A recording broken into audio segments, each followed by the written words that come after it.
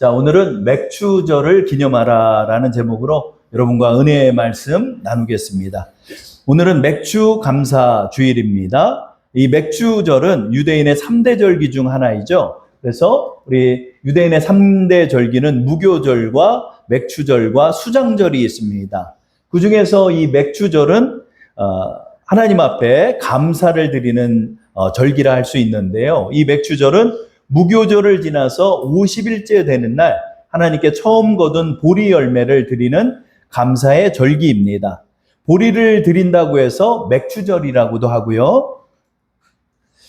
또 50일을 채워서 하나님 앞에 드린다 해서 오순절이라고도 하고, 또 처음 익은 열매를 드린다 해서 초실절이라고도 하고, 49일째를 꽉 채워서 50일째 하나님 앞에 드린다 해서 칠칠절이라고도 부르는 절기입니다.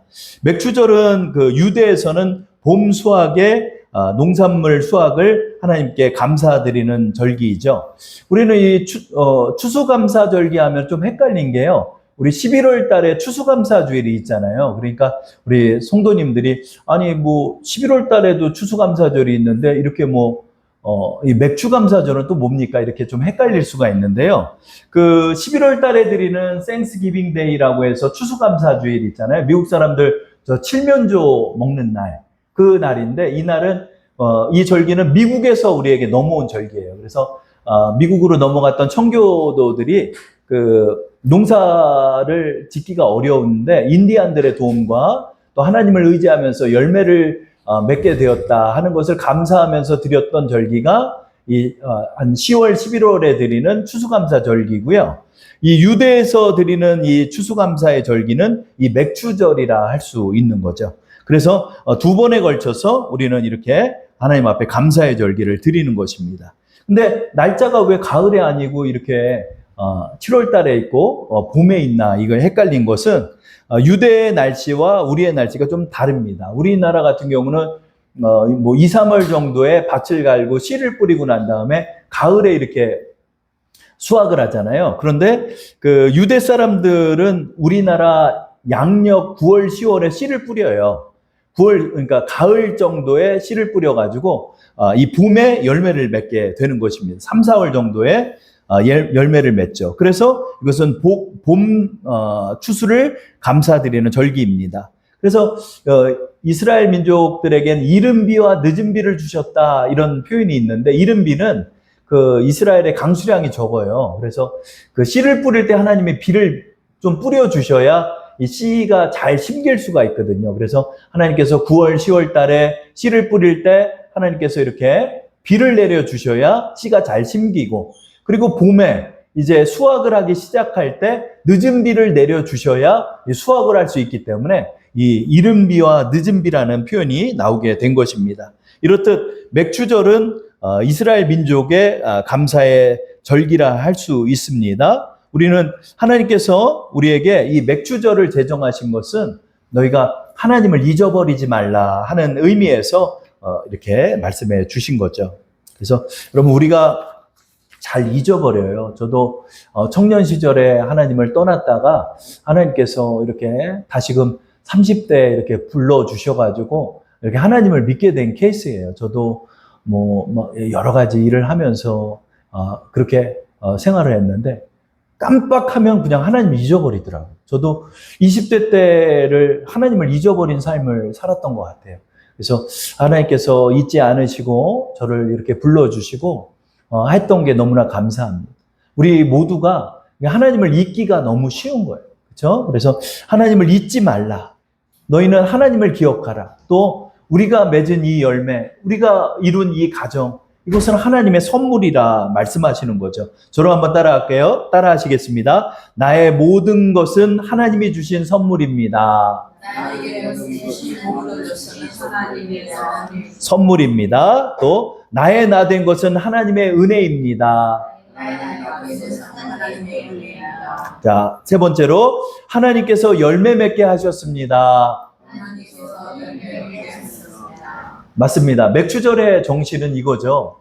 내가 얻은 이 모든 게 내 힘으로 된 게 아니라 하나님이 주신 선물이다 하는 것을 인정하는 것입니다.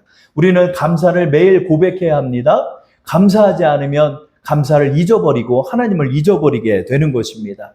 하나님께서 이스라엘 민족이 가나안 땅, 지금의 이스라엘 땅을 점령할 때 하나님께서 미리 말씀하신 게 있어요. 뭘까요?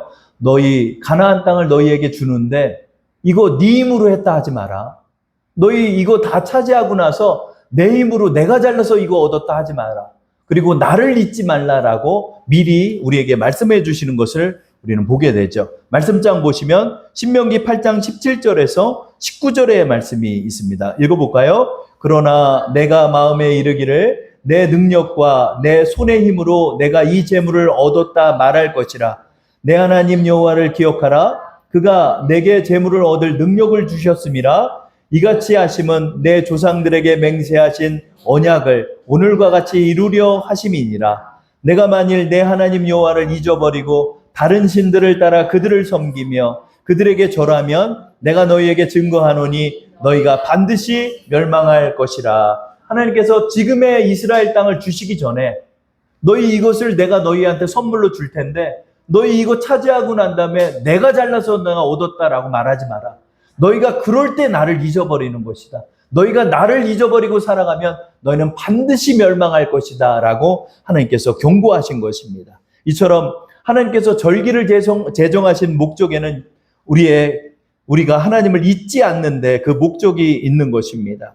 또한 이 맥추절에는 하나님의 율법이 담겨 있습니다. 그냥 아무렇게나 너희가 맥추절을 드려라가 아니라 하나님의 율법을 따라서 우리는 이 맥추절을 기억해야 합니다. 그런데 어떤 이들은 말씀해요. 아니 율법의 의식법을 우리가 지키지 않는데 왜 율법의 말씀을 나눕니까? 이렇게 말씀하는 경우가 있지만 맞습니다. 우리가 율법의 의식법을 그대로 지키지 않습니다. 지키지는 않고 이제 예수 그리스도의 보혈의 은혜를 따라서 이제 여기서 자유함을 얻었습니다. 그럼에도 우리가 율법을 나눠야 하는 것은 그 율법 속에 하나님의 정신이 담겨 있기 때문입니다. 그래서 우리가 이 율법을 또 배워야 하는 것은 율법을 지키기 위함이 아니라 율법 속에 담겨 있는 하나님의 뜻을 알기 위해서인 것입니다.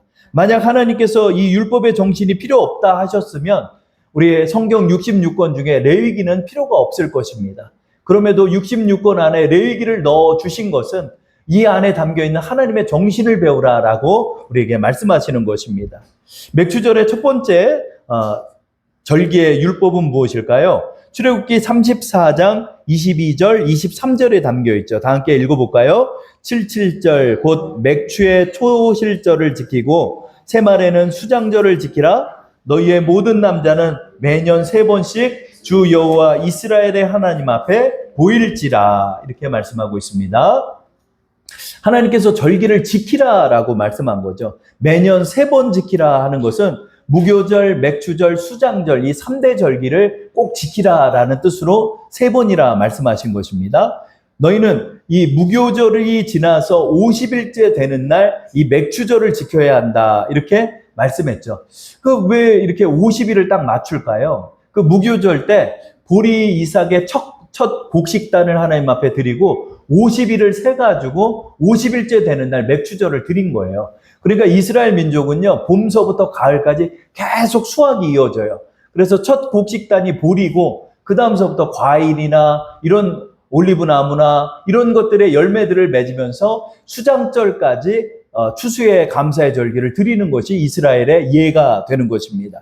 이 50일을 맞춰서 지키라는 것이 무슨 뜻일까요? 이 날은 그날을 세야 되겠죠, 여러분. 하루 지났다, 이틀 지났다 하면서 50일째 되는 날 동그라미를 쳐놓고 그 절기를 지키라는 거죠. 왜 그러죠? 계속해서 기억하라는 거죠. 기억하라는 거죠. 그래서 여러분 잘 기억해야죠. 우리가 기억할 게 있어요, 여러분. 뭐죠? 우리 애들 생일날. 이거 지나면 큰일 나죠. 큰일 나요. 큰일 나. 저는 9월 달에 하나님의 축복을 받아가지고 9월 달에 모든 게 다 들어가 있어요. 9월 달에 결혼기념일, 찬영이 생일, 찬미 생일, 사모님 생일 다 있어요. 그래서 9월 달에 목돈 나가는 날이에요. 9월 달에 목돈 나가요. 하나님 앞에 기도했어요. 하나님, 왜 이렇게 9월 달을 이렇게 저에게 축복을 한꺼번에 몰아주셨습니까? 하나님 앞에 기도했더니 하나님이 뭐라고 대답하신지 아세요? 너 9월 달이 기념할 달이기 때문에 내가 그날을 축복해줬다. 이렇게 응답하시더라고요. 왜요? 그랬더니 너 2006년도 9월 달에 내게 회심하지 않았냐? 제가 2006년도 9월 달 제 일기장을 보니까 2006년도 9월 달에 하나님의 음성을 듣고 제가 주의 종이 되기로 회심하고 결심한 달이 9월이에요. 그랬더니 하나님께서 그 9월을 축복해 주셔가지고 9월에 다 몰아주셨어요. 그러려고 그럴 수도 없어. 우리 찬영이 찬미가 연년생이니까 맞출래도 여러분 9월 달에 맞출 수 있어요. 못 맞추잖아요. 근데 하나님께서 9월 달에 다 맞춰가지고 이렇게 하나님 축복을 해주셨더라고요. 그래서 참 감사한 게 하나님 그 날을 기억하셔서 2006년도면 지금서부터 20년 전이잖아요. 20년 전에 하나님이 저를 부르시고 그랬던 날이 9월 달이더라고요. 그래서 9월 달을 하나님이 이렇게 축복해 주셨죠. 감사합니다. 우리의 자녀들의 생일날도 여러분 체크해 두셔야 되는 것처럼 하나님께서 이 맥주절을 50일째 되는 날 맞추라고 한 거는 너희가 기억하라는 거예요. 한 달 반을 기억해야 맥주절을 지키잖아요. 그렇죠? 50일이니까. 그러니까 그날을 이 사람들은 체크를 해놓는 거야. 무교절이 이 날이니까 50일째 되는 날은 언제지? 한 달 반 후니까 거기다 동그라미를 쳐놓고 기억하라. 계속해서 기억하라. 그리고 여기서 지키라는 단어는 재규형으로 표현돼서 스스로 힘을 내어 지키라 하는 것입니다. 맞아요, 여러분. 스스로 힘을 내서 지켜야 되는 거예요. 하나님께서 여기에 우리의 예배의 정신을 우리에게 말씀하는 거죠. 그게 뭐다? 첫 번째로 하나님 중심의 예배를 드리라. 저를 한번 따라할까요? 하나님 중심의 예배를 드립시다. 하나님 중심의 예배를 드립시다. 맞습니다. 여기 이 50일째 되는 날을 맞추라는 것은 하나님 중심으로 시간을 맞추라는 거죠. 여러분, 어떤 분들이 이런 얘기를 해요. 시간이 없어서 예배 드릴 수가 없습니다. 바빠서 예배 못 드립니다. 그럴 수 있어요. 그러나 하나님, 내가 어떻게든 내 정성을 다해서 이 날을 지켜나가겠습니다. 주일은 연휴가 아니라 주님의 날입니다.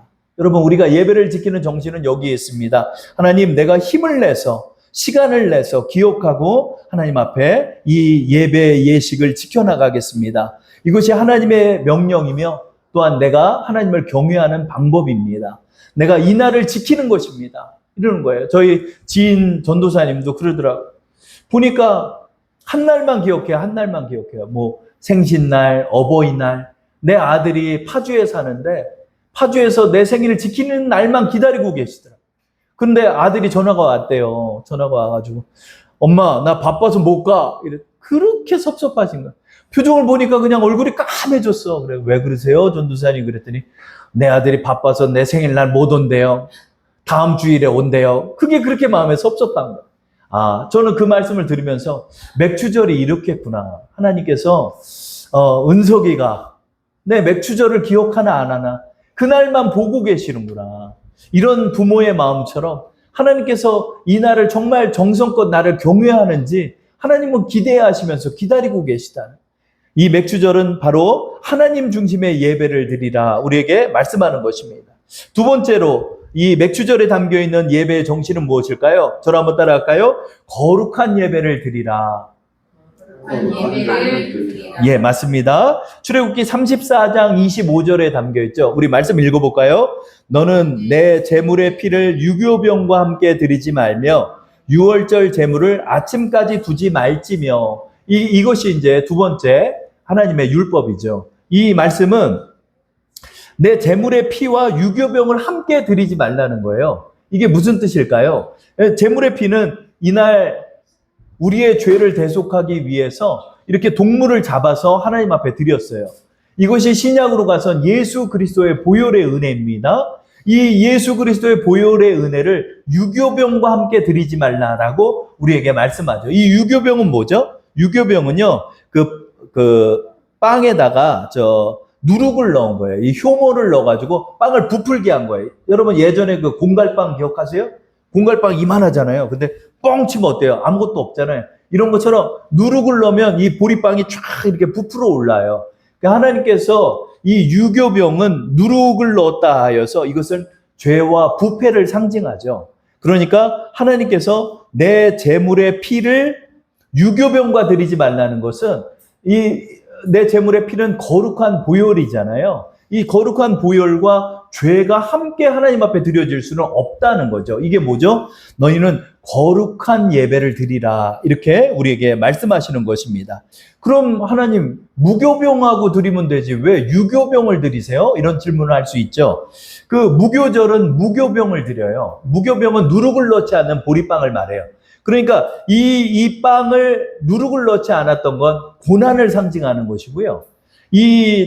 맥주절에는 유교병을 하나님 앞에 드리면서 먹는 거예요. 이 사람들이. 왜 그러죠? 이건 풍성한 축제를 상징하라고 누룩을 넣었죠. 그러나 너희가 이것을 드릴 때 하나님의 거룩한 보혈과 함께 이 유교병을 같이 드리지 말라는 거죠. 왜? 이것은 죄를 상징하기 때문입니다. 이것은 바로 우리에게 너희가 거룩한 예배를 하나님 앞에 드려야 한다라고 말씀하는 것입니다. 우리가 예배를 드릴 때 예배 1시간 정도 하나님 앞에 드리는 것이 중요한 것이 아니라 하나님께서 여러분의 삶을 보는 거예요.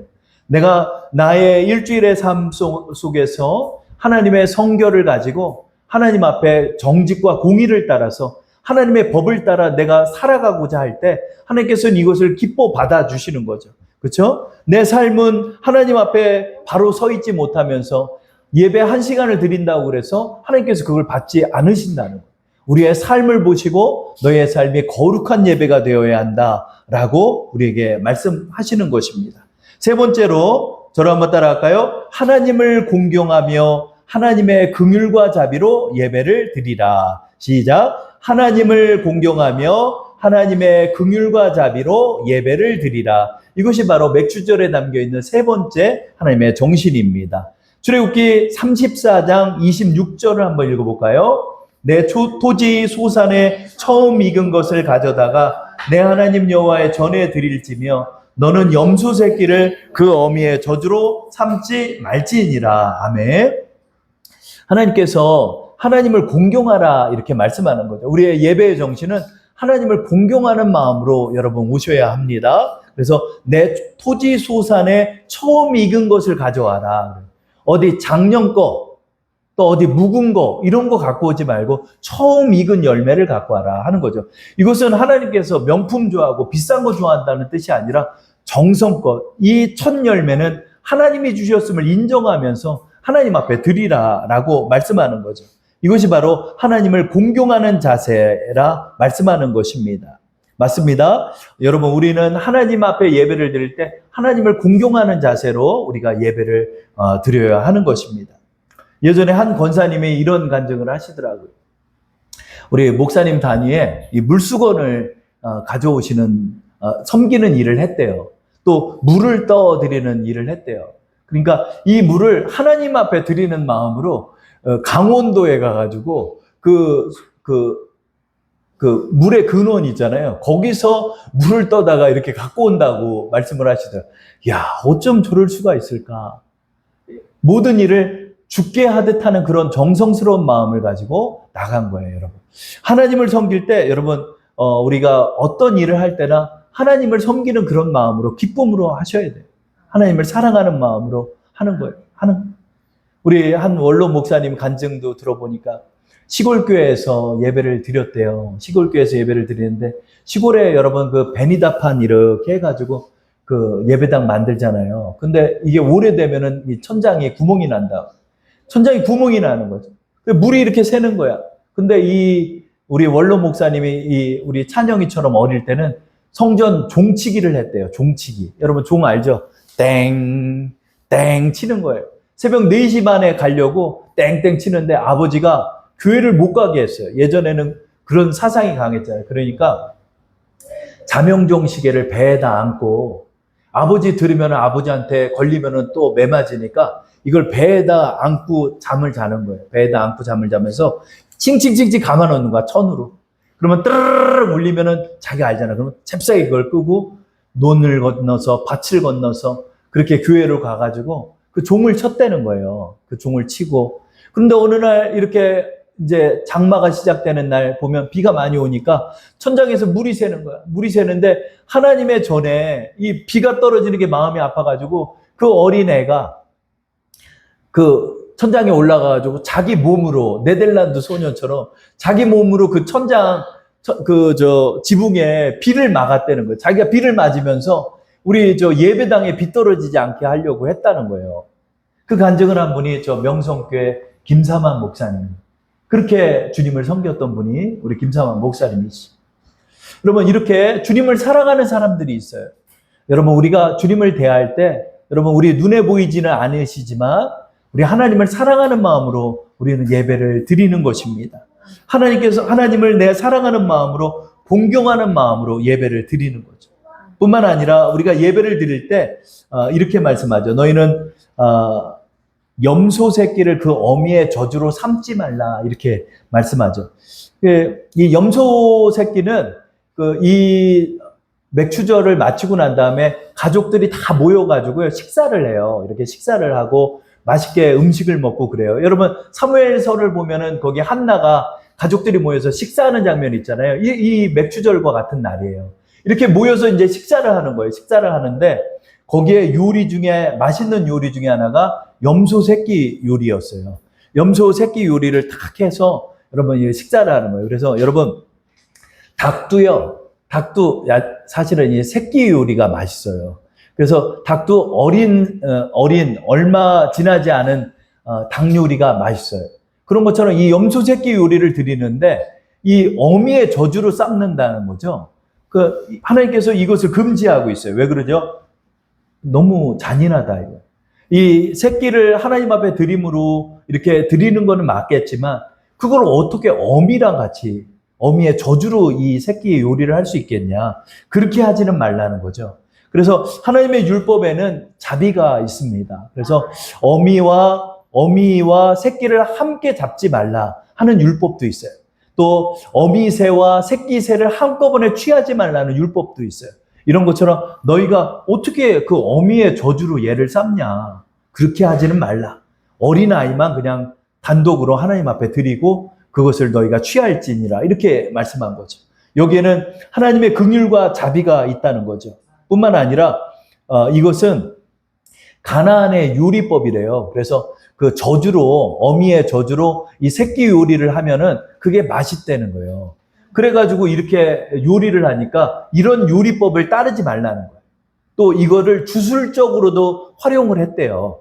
그럼 뭐 어떻게 점을 쳤는지 내가 그건 모르겠는데, 그 어미의 젖하고 새끼 요리를 하면서 더 맛있게 요리를 하고 또 이것으로 주술적인 일에 활용하였다는 거니까 너희는 이방인의 예배와 이방인의 정신을 본받지 말라는 거죠. 거기에는 무자비함과 비윤리적임과 불법이 가득하기 때문에 하나님 앞에 예배를 드릴 때는 하나님의 긍휼과 자비의 정신을 가지고 예배를 드리라라고 우리에게 말씀한 거죠. 맞습니다.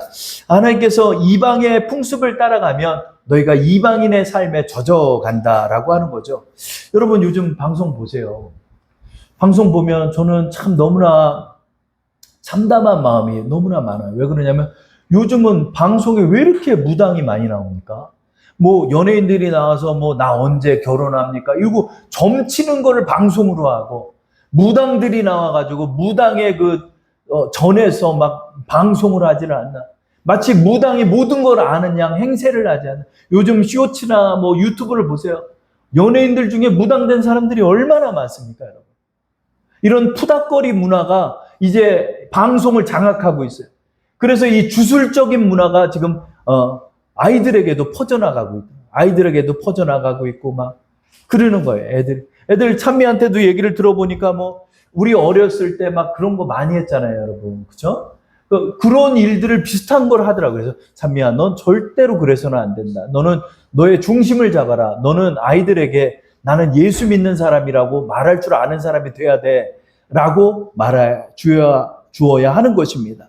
맞습니다. 우리의 예배에도 이 이방의 정신과 문화가 점점 잠식해 들어오는 걸 우리는 보고 있습니다.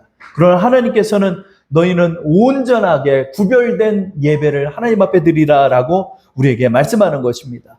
요즘 예배 속에는 정치적인 색채가 물들어가고 있습니다. 예배 속에는 이권과 장사가 또 물들어가고 있습니다. 예배 속에 음란하고 세속적이며 장난치는 그런 문화로 청소년 예배들이 물들어가고 있습니다.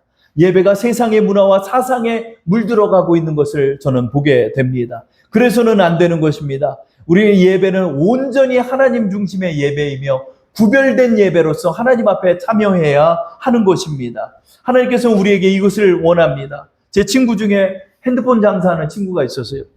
그래서 그 친구를 제가 한번 전도를 했는데, 은석아, 너 저 교인 몇 명이나 되냐? 얼마 안 돼. 나 좀 한번 갈까? 그런데 그 눈빛이 반짝반짝거려. 보니까 핸드폰 팔려고 그런 거야. 핸드폰 팔려고. 너 오지 마라. 안 된다. 핸드폰 팔러 교회 오면 안 된다. 제가 얘기를 했어요. 맞습니다, 여러분. 예배는 온전히 하나님 앞에 드려지고 온전히 구별되는 정신 속에서 하나님의 예배가 돼야 하는 것입니다. 전능제하를 대하는 우리의 예배는 성결과 정결함과 근신함과 사랑과 규례가 있는 것입니다. 이것은 꼰대 문화가 아닙니다. 하나님을 공경하는 자세가 되는 것입니다. 우리는 이 맥추절의 정신을 기억하면서 하나님 앞에 드리는 것입니다. 우리에게 주신 하나님의 열매는 얼마나 감사한 것인지요.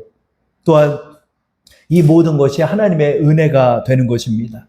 우리는 이 날을 기뻐해야 합니다. 하나님, 나의 이 모든 소유는 우리 하나님이 주신 것입니다. 저는 하나님의 중심의 예배를 드리며 이 열매를 주신 하나님께 감사하는 삶을 살겠습니다. 오늘 우리는 이 고백을 해야 하는 것입니다.